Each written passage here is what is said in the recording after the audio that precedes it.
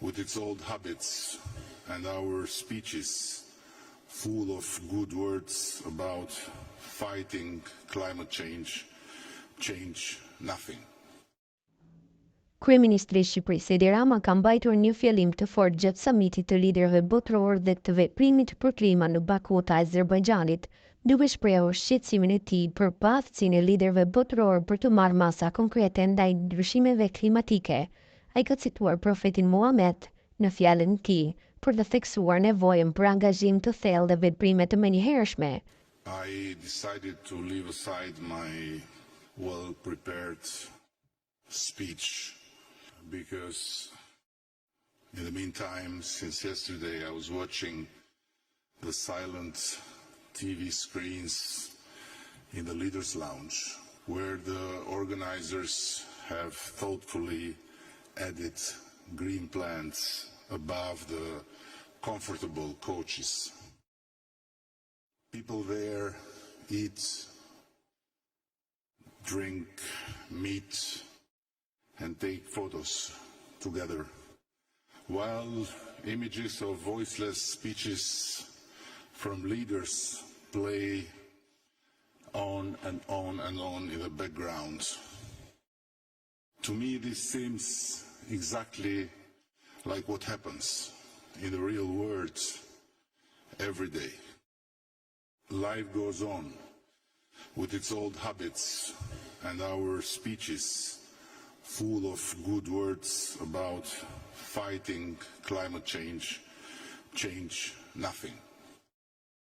Worse, as the UN Secretary General emphasized yesterday, carbon emissions actually increased last year from previous COP to this COP instead of decreasing. And ambitious goals are once again postponed in a world increasingly confused and deeply divided. I come here from a little country in the middle of Europe, Albania, where we are proud to have 100% renewable energy production. But what does it mean for the future of the world if the biggest polluters continue business as usual? Far be it from me to lecture anyone. After all, we are used to being lectured, not to lecturing others.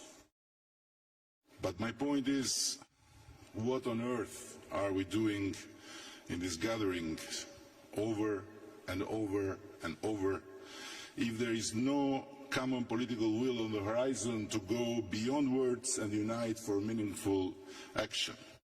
And adding insult to the injury, some major and minor players even boycotted this annual global event. What does this mean? For a long time, we Albanians lived under the curse of a brutal history that left us in complete isolation. No individual rights, no freedom of movement, no hope for the future. Recently, we have been blessed with the company of the European Union, and for the first time in our history, freedom, individual rights, hopes and dreams have become part of our lives.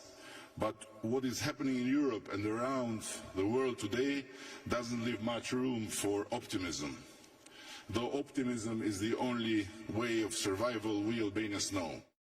And while my voiceless image plays on the silent TV screens of the beautiful lounge next to this room, I want to end by evoking here a story from Anas bin Malik, may Allah be pleased with him, and I'm a Catholic by the way, who narrated that the Prophet Muhammad, peace be upon him, said, if the day of judgment comes while one of you has a sapling in his hands, if he is able to plant it before it comes, let him plant it.